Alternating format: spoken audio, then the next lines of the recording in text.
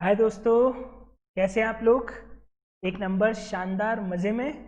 तो return chapter भी आप लोगों का रिवाइज हो गया और अब हमारे पास एक चैप्टर और बच जाता है जीएसटी के अंदर। That chapter is GST documentation. E way bill मैं इस रिवीजन में इसलिए कवर नहीं कर रहा हूँ क्योंकि ई वे बिल का एक full fledged lecture around 2 hours का है, वो पूरा का पूरा यूट्यूब पे डला हुआ है। आप उसको फास्ट फॉरवर्ड करके देख लेंगे तो आपको अलग से रिवीजन की ज़रूरत पड़ेगी नहीं। अगर आप उसको 1.5 की स्पीड करेंगे तो आई थिंक 1 घंटे सवा घंटे के अंदर पूरा रिवीजन ई वे बिल का कंप्लीट हो जाएगा। दैट इज़ फार बेटर कि मैं उसका 45 मिनट का ऐसे रिवीजन रिकॉर्ड करूँ, तो आप वही लेक्चर देख लो, बेटर रहेगा। तो ई वे बिल और पेमेंट ऑफ टैक्सेस दोनों यूट्यूब पे डला हुआ है। रिटर्न्स ऑलरेडी मैं रिवाइज करवा चुका हूँ, आईटीसी एग्जाम्पशंस इनके लेक्चर्स तो मैं कभी से रिवीजन के डाल चुका हूँ।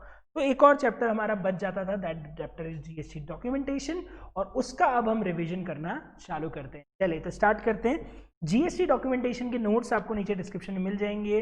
वीडियो अगर पसंद आता है तो बिल्कुल लाइक कीजिए, शेयर कीजिए, सब्सक्राइब कीजिए। Thank you. चालू करते हैं हम लोग। और जीएसटी डॉक्यूमेंटेशन के अंदर सबसे पहले बता दूं कौन कौन से सेक्शन है। आप 3 सेक्शन है, सेक्शन 31, 32, 33, 34, जिसमें मैं आपको बता दूं 32 और 33 किसी काम के नहीं है। 32 के अंदर और 33 के अंदर इतनी सी बात लिखी हुई है कि बिल में टैक्स अलग से शो करना पड़ेगा और जो आदमी रजिस्टर्ड नहीं है उसे टैक्स लेने का अधिकार नहीं है। बस ये 2 बातें 32 और 33 के अंदर लिखी हुई है। मतलब काम का सेक्शन मेजरली 31 है। और अगर मैं 31 की बात करूं तो 31 के अंदर सबसे पहले मैं आपको बता दूं कि साहब एक डॉक्यूमेंट होता है जिसको हम नाम देते हैं टैक्स इनवॉइस। वो इनवॉइस अलग आ गया, वो एक साथ होगा टैक्स इनवॉइस। जो टैक्स इनवॉइस डॉक्यूमेंट है ये कौन बनाता है? जो भी बंदा टैक्सेबल गुड्स या टैक्सेबल सर्विस अप्लाई कर रहा है उसे जो कागज बनाना पड़ता है, जो कस्टमर को कागज इशू करके देना पड़ता है, उसको हम नाम देते हैं टैक्स इनवॉइस। अब समझदारी वाली बात यह है कि अगर सप्लायर रजिस्टर्ड है तो वही टैक्स इनवॉइस बनाएगा, और अगर सप्लायर अनरजिस्टर्ड है और जहां पे आरसीएम अट्रैक्ट हो जाता है, there are lot of cases जहां पे सामने वाला बंदा सप्लायर अनरजिस्टर्ड है और रिसीवर को टैक्स पे करना पड़ता है, आरसीएम अट्रैक्ट होता है, तो फिर मैंने बताया भी था कि वो खुद ही इनवॉइस बनाएगा। कौन? परचेजर। रिसीवर खुद अपना टैक्स इनवॉइस बनाएगा और उसके बेस पे आईटीसी क्लेम करेगा, जिसको मैंने सेल्फ इनवॉइस नाम भी दिया था। तो टैक्स इनवॉइस 2 पार्टीज बनाती है, नॉर्मली बनाती है सप्लायर, लेकिन रिवर्स चार्ज मैकेनिज्म में अगर सप्लायर अनरजिस्टर्ड है तो फिर टैक्स इनवॉइस बनाती है रिसीवर खुद। जैसे मान लो बिल्डर है, 9(4) में उसने सीमेंट खरीदी किसी से और वो जिससे सीमेंट खरीदी वो अनरजिस्टर्ड है, तो 9(4) में खुद ही टैक्स भरेगा और खुद ही उसका इनवॉइस जनरेट कर लेगा, क्योंकि सामने वाला पार्टी अनरजिस्टर्ड है और बिल्डर रजिस्टर्ड है, वो आरसीएम में टैक्स भरेगा तो उसे खुद ही इसका इनवॉइस बनाना पड़ेगा। Very nice. सर क्या ड्यू डेट रहेगी टैक्स इनवॉइस को बताने की? मैं अलग से नहीं पढ़ा रहा, मैंने टाइम ऑफ सप्लाई जो चैप्टर पढ़ाया था उसमें सेक्शन 31, सबसेक्शन 1, 2, सबसेक्शन 4, 5, सबसेक्शन 7 में बहुत सारी अलग अलग ड्यू डेट दी हुई है अलग अलग इनवॉइसेस के लिए। तो मैं टाइम ऑफ सप्लाई का लेक्चर रिवीजन में डला हुआ है, आपको नीचे प्लेलिस्ट मिलेगी जीएसटी रिवीजन की, उसमें टाइम ऑफ सप्लाई का लेक्चर है, वो देख लीजिएगा। तो उसके लिए टाइम ऑफ सप्लाई रेफर करना रहेगा। टाइम लिमिट्स मैं इस टॉपिक में नहीं पढ़ा रहा क्योंकि वो टाइम ऑफ सप्लाई में ऑलरेडी कवर हो चुकी है। पहला डॉक्यूमेंट समझ में आ गया, टैक्स इनवॉइस कौन बनाएगा? सर जो भी बंदा टैक्सेबल सप्लाई ऑफ गुड्स और सर्विसेज करेगा। जनरली बनाता है सप्लायर, लेकिन आरसीएम के केस में बनाता है रिसीवर, अगर सप्लायर अनरजिस्टर्ड है तो। Very nice. दूसरे डॉक्यूमेंट का नाम है bill of supply. Bill of supply कौन बनाता है? ऐसा बंदा जो कि या तो एग्जम्प्ट गुड्स की सप्लाई कर रहा है या फिर वो कॉम्पोजिशन के अंदर है। इन दोनों केस के अंदर बिल में टैक्स लिखना अलाउड नहीं होता है। कॉम्पोजिशन वाले को बिल में टैक्स चार्ज करना अलाउड नहीं होता है, और एग्जम्पशन जो आदमी क्लेम कर रहा होता है, जिसका गुड्स एग्जम्प्ट है, जिसकी सर्विसेज एग्जम्प्ट है, वो वैसे भी बिल में टैक्स चार्ज नहीं कर सकता। तो इस केस में वो बंदा फिर बिल ऑफ सप्लाई बनाएगा ऑफकोर्स। और कौन बनाएगा? सप्लायर। टाइम लिमिट अगेन जो इनवॉइस की रहेगी वही बिल ऑफ सप्लाई की भी टाइम लिमिट रहेगी।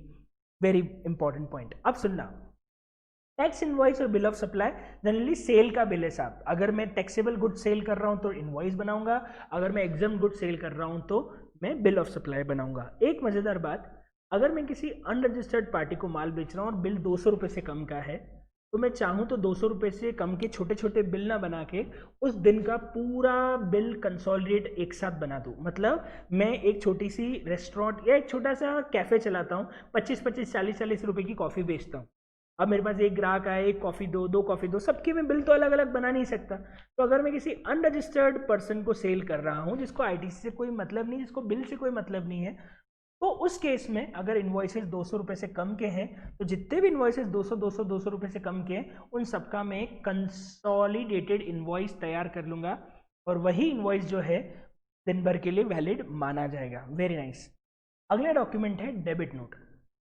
डेबिट नोट बेसिकली इन्वॉइस का एक सप्लीमेंट्री इन्वॉइस का काम करता है। आज मैंने अगर बिल बनाया 1 लाख रुपए का और बाद में जाके सामने वाले ने मुझसे कुछ एक्स्ट्रा सर्विसेज ले ली जिसके लिए मुझे उससे 10,000 रुपये और चार्ज करने, तो मैं अब बिल तो ऑलरेडी बना चुका हूँ उस सर्विसेज का, मैंने सप्लाई कर दी, उसका बिल बना दिया। नेगोशिएशन के बाद मेरे को उससे 10,000 रुपये और लेने, तो मैं 10,000 के लिए उसे डेबिट नोट इशू कर दूंगा। मतलब सिंपल सी बात है, जब मुझे सेल्स को बढ़ाना है तो मैं इशू करता हूँ डेबिट नोट, और जब मैं डिस्काउंट देता हूँ या सेल्स रिटर्न लेता हूँ, मुझे सेल्स को कम करना रहता है तो मैं इशू करता हूँ क्रेडिट नोट। सिंपल है। ऐसे लॉजिक याद रखो कि साहब डेटर्स अकाउंट की तरह ट्रीट कर, मेरा डेटर मेरे लिए सेल है, अगर मुझे डेटर को बढ़ाना है तो बताओ मैं क्या करता हूँ, डेटर को डेबिट करता हूँ तो डेबिट नोट इशू करूंगा। अगर मुझे डेटर्स को कम करना है तो मैं डेटर्स को क्रेडिट करता हूँ तो मैं क्रेडिट नोट इशू करूंगा। इतना सिंपल है। अगर आप ऐसे समझ लोगे तो हमेशा याद रखोगे, अगर आप ऐसा समझ लोगे तो हमेशा याद रखोगे कि कब हमको डेबिट नोट पे जाना है और कब हमको क्रेडिट नोट पे जाना है। Very nice. अब सवाल ये है कि साहब जब भी टैक्सेबल वैल्यू जो है वो कम चार्ज हुई है बिल में, जबकि टैक्स कम चार्ज हुआ है बिल में, मतलब अल्टीमेटली मुझे वैल्यू बढ़ानी है तो डेबिट नोट और वैल्यू कम करनी है तो क्रेडिट नोट। कौन इशू करेगा? Generally supplier credit note issue करता है, डेबिट नोट इशू करता है। अब एक चीज यहाँ पे समझने वाली है और वो काम की बहुत, एक सेकेंड, क्या है वो पॉइंट सुनना सब लोग ध्यान से। क्रेडिट नोट पहली बात बेड डेट के लिए कभी भी इशू नहीं हो सकता, क्योंकि ये चीज वैल्यूएशन के अंदर भी आती है कि अगर किसी आदमी को बाद में जाके आपने कीमत कम करी जिसका पहले से कोई प्री अग्रीड डिस्काउंट नहीं था, तो उसके कारण कभी भी टैक्सेबल वैल्यू कम नहीं होनी चाहिए। तो बेड डेट्स के लिए पहली बात कभी भी पार्टी क्रेडिट नोट इशू नहीं करेगी, ये बात ध्यान रखना। दूसरी बात, अगर आप पार्टी को बार बार डिस्काउंट देते जा रहे हो तो पहले तो ऐसा बोलते थे कि हर इनवॉइस का एक करस्पॉन्डिंग क्रेडिट नोट या डेबिट नोट होना चाहिए, लेकिन अब आप consolidated debit note credit note भी बना सकते हैं। मतलब अगर आप एक साथ 10 बिल जनरेट कर चुके तो 10 बिल का एक साथ भी डेबिट नोट और क्रेडिट नोट दे सकते हैं। 10 बिल पे डिस्काउंट दिया तो 10 बिल का एक साथ भी क्रेडिट नोट या डेबिट नोट बनाया जा सकता है। एक चीज और है, अरे क्रेडिट नोट डेबिट नोट कब तक जनरेट करना पड़ता है? अगेन ये ड्यू डेट वही है जो रिटर्न की ड्यू डेट थी, रिटर्न की एक करेक्शन की ड्यू डेट थी। क्या थी? सितंबर महीने का जो रिटर्न जाएगा उसमें जो भी आप डिटेल डालोगे, मतलब अगले साल के सितंबर महीने तक जो debit note credit note issue करोगे उसका डिस्काउंट आप इफेक्ट दे सकते हो। फॉर एग्जांपल मैंने फरवरी में एक आदमी को डिस्काउंट दिया, फरवरी में सेल करी, अब वो मेरे पास रिटर्न लेके आया अगस्त में, क्या मैं उसको अभी भी क्रेडिट नोट दे सकता हूँ? जी हाँ, क्योंकि अभी सितंबर महीने का रिटर्न फाइल नहीं हुआ है। सितंबर महीने तक आप क्रेडिट नोट इशू कर सकते हो ताकि सितंबर महीने के रिटर्न के अंदर उसकी इन्फॉर्मेशन चली जाए। अक्टूबर महीने में नहीं कर सकते क्योंकि फिर उसका रिटर्न आपको नवंबर में भरना पड़ेगा, वो टाइम लिमिट को क्रॉस कर जाएगा। तो सितंबर महीना या annual return whichever is earlier तक ही क्रेडिट नोट इशू करना पड़ेगा। पर डेबिट नोट की कोई टाइम लिमिट नहीं है, क्योंकि डेबिट नोट में सरकार को टैक्स मिलना है, और जब सरकार को टैक्स मिलना है तो अगर आपने साल भर बाद भी सेल बढ़ाई है तो सरकार को टैक्स साल भर बाद भी देना पड़ेगा। डेबिट नोट की कोई टाइम लिमिट नहीं है, लेकिन क्रेडिट नोट की टाइम लिमिट वही बार है सितंबर और annual return which ever is earlier. ये बहुत काम की बात है, ध्यान रखना। इसके बाद अगर हम और आगे बात करें तो एक और डॉक्यूमेंट होता है जिसको हम नाम बोलते हैं रिवाइज टैक्स इनवॉइस। ये कब भरते हैं? ये किस चीज के यूज का है? लायबल और रजिस्टर्ड के बीच का। मैं लायबल हो गया था 1 अक्टूबर से, मुझे रजिस्ट्रेशन आया 20 अक्टूबर को, तो 20 दिन तक जो मैंने सेल की होगी उस पर मेरा जीएसटी नंबर गया नहीं होगा। अब मुझे उन सारे बिलों को रिवाइज करना पड़ेगा और उन्हें नया बिल देना पड़ेगा, सामने वाले को जीएसटी वाला बिल देना पड़ेगा। उसके लिए मुझे रिवाइज टैक्स इनवॉइस इशू करने पड़ेंगे। कब तक करने हैं सर? जिस दिन रजिस्ट्रेशन आया वहां से 30 दिन में मुझे रिवाइज टैक्स इनवॉइस जो है वो इशू करने पड़ेंगे। और रिवाइज टैक्स इनवॉइस जो है वो कब इशू नहीं होगा? एक चीज मैं बता दूं, अगर आपने रजिस्ट्रेशन कराने में डिले कर दिया है, ये चीज मैंने आपको रजिस्ट्रेशन चैप्टर के अंदर बताई थी कि अगर रजिस्ट्रेशन रिलायबल होने से 30 दिन के अंदर नहीं होता है तो फिर जिस दिन ग्रांट हुआ है वहां से वैलिड माना जाता है, तो फिर वहां पे आपको रिवाइज टैक्स इनवॉइस की जरूरत ही नहीं पड़ेगी। रिवाइज टैक्स इनवॉइस की जरूरत कब पड़ेगी? जब आपने टाइमली रजिस्ट्रेशन अप्लाई किया है। तो अब लायबल से रजिस्टर्ड हो तो आप लायबल से लोगों को टैक्स वाले बिल दे सकते हो। रजिस्ट्रेशन आने के पहले से भी आप टैक्स वाले बिल देना चाहो तो दे दो, बस उसके लिए बाद में आपको रिवाइज टैक्स इनवॉइस इशू करना पड़ेगा। रिवाइज टैक्स इनवॉइस में भी क्या सर हर बिल को रिवाइज करना पड़ेगा? जी नहीं साहब, जो हमने रिटर्न चैप्टर के अंदर पढ़ा था कि बिल वाइज इंफॉर्मेशन कैसे जाती है, वैसे रिवाइज टैक्स इनवॉइस के अंदर भी हर इनवॉइस को रिवाइज करने की जरूरत नहीं है। क्या कॉन्सेप्ट लगेगा सुनना, अगर B2B है तो आपको एक एक बिल रिवाइज करना पड़ेगा क्योंकि अगला बंदा भी एक एक पे ITC लेगा। अगर B2C लार्ज है, 2.5 लाख वाला इंटरस्टेट वाला बिल है, तो भी आपको एक एक इनवॉइस रिवाइज करना पड़ेगा। लेकिन अगर B2C अदर्स हैं, कौन कौन से आते हैं B2C अदर्स, एक तो 2.5 लाख से कम का इंटरस्टेट और सारे इंट्रास्टेट अनरजिस्टर्ड वाले, B2C local and B2C interstate 2.5 lakh रुपए से कम वाले। तो उन सब केस में आपको फिर रिवाइज टैक्स इनवॉइस जो है उसका कंसोलिडेट जाएगा, फिर वो इंडिविजुअल रिवाइज टैक्स इनवॉइस आपको इशू करने की जरूरत नहीं है। और रिवाइज टैक्स इशू करना रहता है जिस दिन ग्रांट हुआ उससे 1 महीने के अंदर अंदर। तो जैसे रिटर्न के अंदर पढ़ा था कि B2B इनवॉइस वाइज जाता है, B2C लार्ज इनवॉइस वाइज जाता है, B2C अदर सारा का सारा कंसोलिडेट जाता है। रिवाइज टैक्स इनवॉइस में भी सेम है, जब आप बिल रिवाइज करोगे तो जो भी रजिस्टर्ड के बिल हैं वो सारे रिवाइज होंगे। B2C है तो अगर B2C लार्ज है तो वो रिवाइज होगा 2.5 लाख से ऊपर इंटरस्टेट वाला, लेकिन अगर 2.5 लाख से कम इंटरस्टेट है या इंट्रास्टेट जितने ही B2C है उन सबको आपको कंसोलिडेट ही रिवाइज करना है, एक एक बिल रिवाइज करने की जरूरत नहीं है। अगला डॉक्यूमेंट होता है रिसीट वाउचर। ये कब लेते हैं साहब, जब मैंने किसी से एडवांस लिया, क्योंकि मेरी टाइम ऑफ सप्लाई एडवांस में आ जाती है तो मुझे सामने वाले को एक रसीद तो देनी पड़ेगी ना कि मैंने तुझसे कैश ले लिया एडवांस में, तो वहां पे मैं जो डॉक्यूमेंट इशू करता हूं उसको नाम देते हैं रिसीट वाउचर।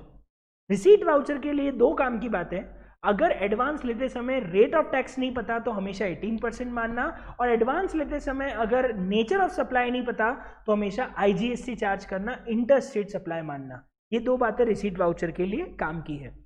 अगला होता है payment voucher.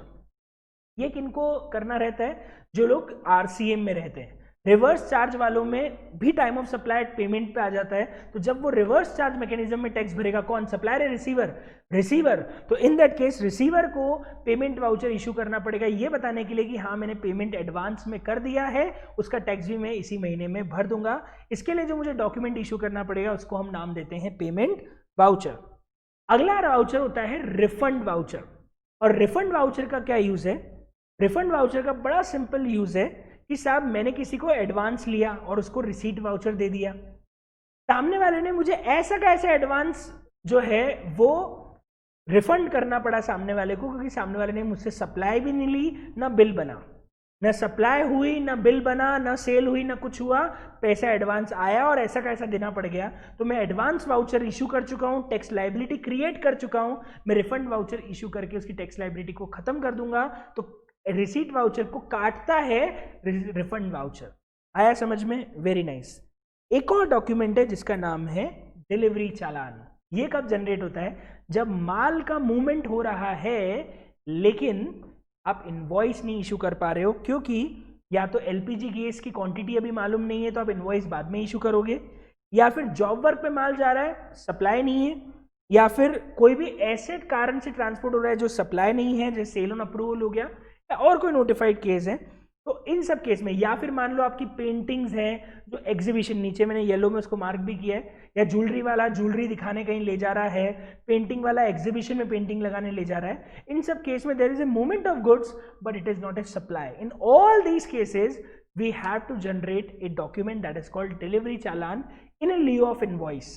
Instead of invoice we can generate a delivery challan, ताकि एक गुड्स का मूवमेंट हो तो भी डॉक्यूमेंट होना चाहिए। लेकिन काम की बात, अगर गुड्स बिल के साथ जा रहे हैं पर टुकड़े टुकड़े में जा रहे हैं, जिसको बोलते हैं CKD SKD फॉर्म, टुकड़े में जा रहे हैं। मैंने क्लास में विंड मिल का एग्जाम्पल लिया भी था कि एक बड़ी विंड मिल सप्लाई कर रहा हूं तो उसको 4-5 गाड़ियों में भेजना पड़ेगा। तो अगर गुड्स CKD SKD फॉर्म में जा रहे हैं, नॉकडाउन फॉर्म में जा रहे हैं, तो उस केस में फिर इनवॉइस के साथ डिलीवरी चालान जाएंगे, हर गाड़ी के साथ डिलीवरी चालान जाएंगे, क्योंकि एक साथ आप फिर वहां पे 4 इनवॉइस नहीं बना सकते हैं। बिल एक है, फिर जितनी भी गाड़ियां जा रही हैं उन सब के साथ डिलीवरी चालान आपको जनरेट करना पड़ेगा। वो मैंने यहाँ पे लिखा हुआ है कि क्या प्रोसीजर है, बड़ी सिंपल है। हर बिल की कॉपी होगी और बिल की कॉपी के साथ डिलीवरी चालान का ओरिजिनल कॉपी हर गाड़ी के साथ भेजना पड़ेगा। लास्ट गाड़ी के साथ डिलीवरी चालान और ओरिजिनल इनवॉइस चला जाएगा। बहुत बढ़िया। इसके बाद अगर हम कुछ नोट्स पढ़ें तो नोट्स में कुछ खास बात नहीं है, छोटी मोटी बातें लिखी हुई है। टैक्स इनवॉइस एक इंपॉर्टेंट डॉक्यूमेंट है, फॉर्मेट कुछ भी प्रिस्क्राइब नहीं है, 16 कंटेंट इनवॉइस के अंदर होना चाहिए, बाकी कुछ भी दिक्कत नहीं है। Invoices, electronic invoice, manual invoice सब चलेगा, कोई दिक्कत नहीं है। इसके बाद कौन इशू करेगा मैंने बता ही दिया, जनरली सप्लायर करता है, लेकिन बायर को भी करना पड़ता है अगर अनरजिस्टर्ड सप्लायर है तो। कितनी कॉपी में जनरली इनवॉइस इशू होता है? अगर गुड्स है तो 3 कॉपी, क्योंकि एक मेरी, एक सामने वाले की, एक ट्रांसपोर्टर की। सर्विसेज है तो 2 कॉपी, एक मेरी और एक सामने वाले की। अगर 200 रुपये से कम है तो इनवॉइस जनरेट करने की जरूरत नहीं, कंसोलिडेट हो जाएगा। और एक आदमी अगर टैक्सेबल और एग्जाम सप्लाई दोनों कर रहा है तो फिर वो invoice come bill of supply generate करेगा। एक ही बिल में वो टैक्सेबल और एग्जाम गुड्स दोनों का बिल बना सकता है। टैक्सेबल वालों के साथ टैक्स जोड़ेगा, एग्जाम वालों के साथ एक गुड टैक्स नहीं जोड़ेगा। उसको हम नाम देंगे invoice come bill of supply. Very nice. इसके बाद मैंने एक और अच्छा काम किया है। मैंने क्या किया है, आपके फॉर्मेट्स को लर्न करने के लिए एक ही साथ बता दिए हैं कि क्या क्या चीज़ों पे क्या क्या पॉइंट्स रहेंगे। जैसे आप देख सकते हैं, name, address, GST number, date of issue, serial number, unregistered की डिटेल, ये सारे डॉक्यूमेंट में जाती है, चाहे वो टैक्स इनवॉइस हो, रिवाइज टैक्स हो, बिल ऑफ सप्लाई हो, क्रेडिट नोट, डेबिट नोट हो। सामने वाली पार्टी का भी इंफॉर्मेशन सबमिट में जाता है। सिर्फ बिल ऑफ सप्लाई में सामने वाली पार्टी का जीएसटी नंबर डालना जरूरी नहीं होता है, क्योंकि बिल ऑफ सप्लाई में अल्टीमेटली सामने वाले को आईटीसी मिलता ही नहीं है। बाकी सब केस में सामने वाली पार्टी की भी पूरी इन्फॉर्मेशन जाती है। एचएसएन कोड जाता है टैक्स इनवॉइस में, रिवाइज टैक्स इनवॉइस में एचएसएन कोड की जरूरत नहीं पड़ती, बिल ऑफ सप्लाई में पड़ती है। क्रेडिट नोट, डेबिट नोट में एचएसएन कोड की जरूरत नहीं पड़ती, क्योंकि रिवाइज टैक्स इनवॉइस और क्रेडिट नोट, डेबिट नोट दोनों कहीं ना कहीं किसी इनवॉइस या बिल ऑफ सप्लाई के सप्लीमेंट्री होते हैं। तो उसमें आप एचएसएन कोड डाल चुके हो तो इसमें एचएसएन कोड डालने की जरूरत नहीं है। Rate of tax, amount of tax tax invoice में जाएगा, बिल ऑफ सप्लाई में नहीं जाएगा, बिकॉज और रिवाइज टैक्स इनवॉइस में भी नहीं जाएगा, क्योंकि ये दोनों का ओरिजिनल इनवॉइस में आ चुका है और बिल ऑफ सप्लाई में वैसे भी टैक्स आता ही नहीं है। लेकिन हाँ, और क्रेडिट नोट, डेबिट नोट में भी नहीं जाएगा, क्योंकि वो सारी इन्फॉर्मेशन ऑलरेडी ओरिजिनल इनवॉइस में आ चुकी है। आरसीएम एप्लीकेबल है तो हाँ, आरसीएम एप्लीकेबल है, इसका एक ऑप्शन रहता है कि इनवॉइस में डालना है, वो आएगा in case of tax invoice और revise tax invoice. Bill of supply में आरसीएम की बात ही नहीं आती, क्रेडिट नोट, डेबिट नोट में आरसीएम की बात ही नहीं आती। डिजिटल सिग्नेचर सब में आएगा। अगर डिजिटल सिग्नेचर जो है वो सब में आपको लगाना पड़ेगा। अगर आप ईमेल कर रहे हो इनवॉइस को तो बिना डीएचसी के भी कर सकते हो, क्योंकि ईमेल करने पे इलेक्ट्रॉनिकली अगर आप भेज रहे हो तो बिना डीएचसी के भी भेज सकते हो, वैलिड माना जाता है। ये बात एक और काम की है। नेचर ऑफ डॉक्यूमेंट सिर्फ क्रेडिट नोट, डेबिट नोट में आते हैं, बाकी में कोई भी नेचर ऑफ डॉक्यूमेंट अलग से डालने की जरूरत नहीं है। वो रेफरेंस डलता है क्रेडिट नोट, डेबिट नोट में कि सर कौन से इनवॉइस या कौन से बिल ऑफ सप्लाई के अगेंस्ट में हमने credit note, debit note issue किया है। ऐसे रिसीट वाउचर, रिफंड वाउचर और पेमेंट वाउचर की भी कंटेंट है, बहुत हद तक सेम है, कोई भी खास बात नहीं है। इनको एक बार आप देख लेना। एचएसएन कोड वाली बात एक काम की है कि अगर 1.5 करोड़ से कम का टर्नओवर है गुड्स के लिए, सर्विसेज में तो आपको एसएसी कोड हर इनवॉइस पे या बिल ऑफ सप्लाई पे लिखना कंपलसरी है। लेकिन अगर गुड्स की बात करें तो एचएसएन कोड लिखना सिर्फ तब कंपलसरी है जब आपका टर्नओवर 1.5 करोड़ से ऊपर है। उसमें भी अलग अलग है। 1.5 करोड़ से अंदर अंदर में तो एचएसएन कोड लिखना कंपलसरी है ही नहीं। 1.5 करोड़ से 5 करोड़ में आपको सिर्फ 2 डिजिट का एचएसएन कोड लिखना है, और अगर आपका 85 करोड़ का क्रॉस करता है तो आपको 4 डिजिट का एचएसएन कोड लिखना पड़ेगा। ये एक एचएसएन कोड की रिक्वायरमेंट रहेगी जो बिल में देनी पड़ेगी। And the last and the final thing of this chapter, again this chapter was very small, revision was very small, so the last thing for this chapter is कुछ cases में invoice की जगह दूसरे document भी issue करे जा सकते हैं, जैसे bank, insurance, passenger transport, GTA. ये सब लोग इनवॉइस नहीं इशू करके बिल्टी, टिकट या कोई और डॉक्यूमेंट इशू कर सकते हैं। उसको लेके एक छोटा सा पॉइंट है कि टैक्स इनवॉइस की जगह दूसरे डॉक्यूमेंट इशू किए जा सकते हैं। जैसे इंश्योरेंस कंपनी वाले एक साथ consolidated tax invoice at the end of the month ले सकते हैं, उसके अंदर इनवॉइस की सारी इंफॉर्मेशन आनी चाहिए, पर serial number, address of recipient और ये सारी चीजें इंपॉर्टेंट नहीं है, इवन सिग्नेचर भी इंपॉर्टेंट नहीं है।